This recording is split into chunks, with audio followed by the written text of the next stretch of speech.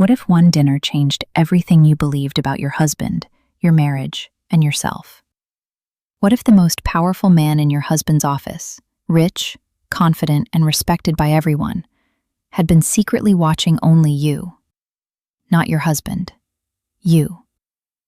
What if he sent you flowers with no name? What if he called your phone and said nothing, only breathed?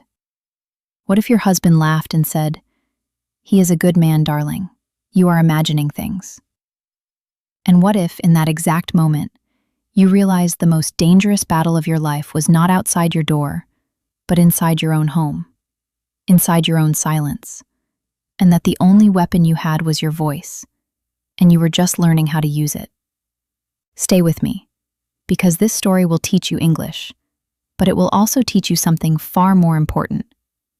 It will teach you what it means to be a woman who is not afraid anymore. My name is Sarah. I am 28 years old. I live in a small but beautiful apartment in the city. My apartment has white walls and a small kitchen where I cook every evening. I love cooking. I love the smell of warm food and the sound of soft music. My life is simple, my life is quiet, and I love my quiet life. My husband's name is Raheel. Raheel is a good man.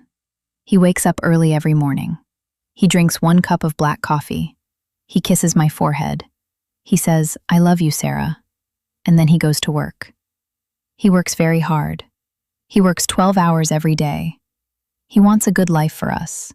I know this, I see this, and I love him for this. Raheel works at a big company. The company is called Star Solutions. It is a powerful company in our city. Many people want to work there. Raheel got this job 2 years ago. He was so happy that day. He came home with roses, red roses. He said, "Sarah, our life is changing now." And our life did change. We moved to a better apartment. We bought a new sofa. We ate in good restaurants on weekends. Life became comfortable. Life became beautiful. I was happy. But then, everything changed again. Raheel's boss is a man named Mr. Daniel Khan. Mr. Khan is 45 years old. He is tall. He has dark eyes. He always wears expensive suits. He drives a black car. A very big, very shiny black car. Everyone at the company respects him. Everyone is a little afraid of him too. He is that kind of man. The kind who walks into a room and the room becomes quiet. I met Mr. Khan for the first time at the company's annual dinner party. It was a Friday evening. I wore a dark blue dress, simple, elegant. Raheel looked at me and said, "You are the most beautiful woman in this room, Sarah." I smiled. I was happy. We arrived at the party. The hall was big and bright. There were flowers on every table. There was soft music. There was delicious food. Many people were there, employees and their families. Mr. Khan came to welcome us. He shook Raheel's hand first. He smiled at Raheel. He said, "Raheel, you are doing excellent work. I am proud of you." Raheel's face became bright like a lamp. He was so happy. Then Mr. Khan looked at me. He looked at me for a long time. Too long. It was only 3 seconds, maybe 4. But I felt it. I felt those seconds like hours. He said, "And you must be Sarah. Raheel talks about you often." I smiled politely. I said, "Hello, Mr. Khan, nice to meet you." He said, "Please, call me Daniel." I did not call him Daniel. That night, I told Raheel about the feeling. We were in bed. The room was dark. I said quietly, "Raheel, your boss looked at me strangely tonight." Raheel laughed softly. He said, "Sarah, he is a busy man. He looks at everyone seriously. That is just his style." I said, "No, it was different." Raheel said, "You are tired, darling. Sleep now." I closed my eyes, but I did not sleep for a long time. 2 weeks later, my phone rang. I was in the kitchen. I was cutting vegetables. The knife was in my hand. I looked at the screen. I did not know the number. I answered. I said, "Hello?" A man's voice said, "Hello, Sarah." I stopped cutting. I said, "Who is this?" The voice said, "It is Danielle Khan." My heart moved fast. My hand felt cold. I said, "Mr. Khan? How did you get my number?" He said, "I asked Raheel for it. I said I needed to send you the dinner party photos. He gave it happily." I said nothing. He said, "I just wanted to say, you looked very beautiful that evening." I said, "Thank you, Mr. Khan. I have to go now." And I ended the call. I put the phone on the table. My hands were shaking a little. I told myself, maybe it is normal. Maybe he is just being polite. Maybe I am thinking too much. But inside, I knew. I already knew. The next week, flowers arrived at our apartment door. White flowers. Beautiful white flowers in a glass vase. There was a small card with them. The card said only, "For Sarah." There was no name, no company name, nothing else. I stood at the door for a long time. I looked at those flowers. They were beautiful, but they made me feel afraid. I told Raheel when he came home. He looked at the flowers. He looked at the card. He said, "Maybe it is your friend Nadia. She is sweet like this." I called Nadia. She said, "No, Sarah, I did not send flowers." "What beautiful flowers, though." I told Raheel. He said, "Then maybe it is your mother? Or maybe the delivery came to wrong address?" I looked at the card again. For Sarah.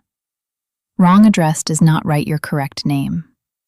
I started noticing things after that. Small things, but important things. Mr. Khan began texting me. First once a week, then twice, then every 2 or 3 days.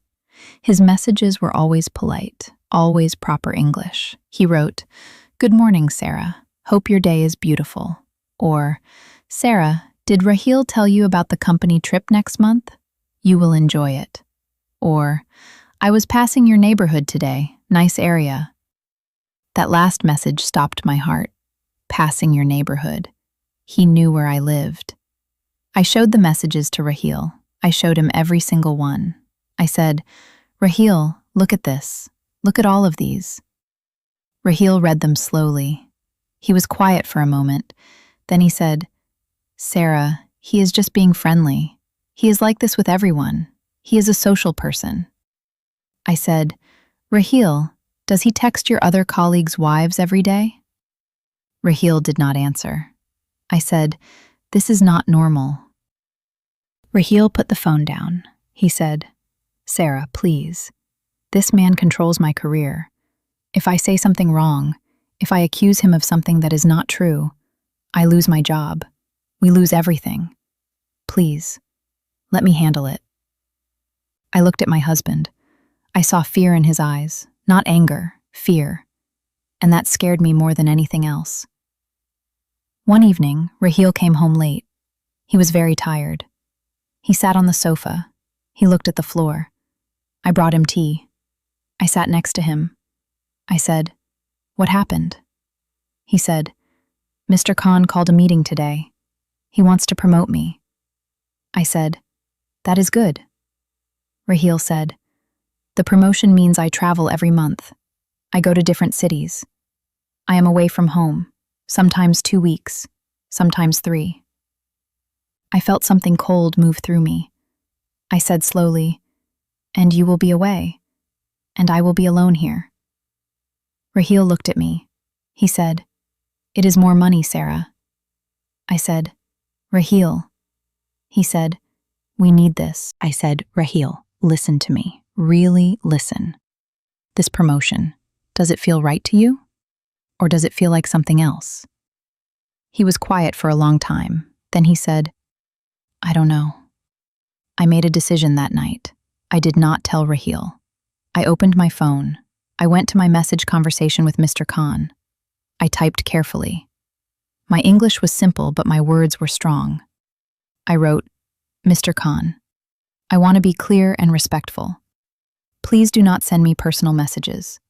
Please do not send gifts to my home. I am a married woman. I love my husband. I am not interested in any personal relationship outside my marriage. Please respect this boundary. Thank you. I read it 3 times. My heart was beating fast. My hands were shaking. I pressed send. I put the phone face down on the table. I went to the kitchen. I made warm milk. I sat by the window. I looked at the dark city outside. The lights were small and far, like stars that had fallen and were trying to get back up. 20 minutes later, my phone lit up. I looked at the screen. Mr. Khan had replied. He wrote, "Sarah, I apologize. I did not mean to make you uncomfortable. I have too much respect for Raheel to cause any problem. I will maintain professional distance. Please forgive me." I read it twice. Then I put the phone down again, and I breathed, really breathed. For the first time in weeks, I really breathed. The next morning, I told Raheel everything. I showed him my message. I showed him Mr. Khan's reply. I sat quietly and waited. Raheel read slowly. His face changed. I watched his face change, from confusion to understanding, to something that looked like shame. He said, "Sarah, why did you not tell me how serious it was?" I said, "I did tell you, Raheel, many times. You did not listen." He was quiet. I said, "I did not come to you last night because I needed you to protect me. I came to you because you are my partner. But when a partner does not listen, a woman must protect herself." Raheel put the phone down. He looked at me. His eyes were red. Not angry red, emotional red. He said, "I am sorry, Sarah. I was afraid of losing my job. I let my fear be bigger than your safety." I said, "Yes, you did." He said, "I will speak to him today." I said, "No, do not speak in anger. Do not risk your job." My message was enough. His reply was enough. If it happens again, then we will decide together. But today, just know that I am strong enough to handle things. I need you to believe that. Raheel looked at me for a long time. Then he said, "You are the strongest person I know." And I believed him. Because for the first time, I believed it myself too. Months passed. Mr. Khan kept his word. His messages stopped. His strange behavior stopped. Raheel got the promotion eventually, a different promotion, one that did not require him to travel. Mr. Khan was professional and correct at all times in the office. Life returned to quiet. But it was a different kind of quiet now. Not the quiet of a woman who does not speak, but the quiet of a woman who has already spoken and does not need to shout anymore. Some evenings, I sit by my window, the same window where I sat that night with my warm milk and my shaking hands. I look at the city lights, and I think, a woman's greatest power is not her beauty. It is not her patience. It is not even her love, as deep and real as love can be. A woman's greatest power is her voice. And the day she stops being afraid to use it, that is the day she truly becomes free. This story of Sarah teaches us many beautiful and important things. It teaches us that danger does not always come from strangers. Sometimes it comes from familiar faces wearing polished masks. It teaches us that a husband's love, even when real, can sometimes be blinded by fear. And that is when a wife must find courage inside herself. It teaches us that simple, clear English words, written calmly, written bravely, can do what years of silence never could. Sarah did not shout. She did not cry. She typed a message. And that message changed everything. Real romance is not flowers from the wrong person. Real romance is a husband who finally says, "You are the strongest person I know," and a wife who finally believes it. Learn English not just to speak, but to be heard. Not just to read, but to understand the world around you. Not just to write, but to protect the life you have built with love and dignity.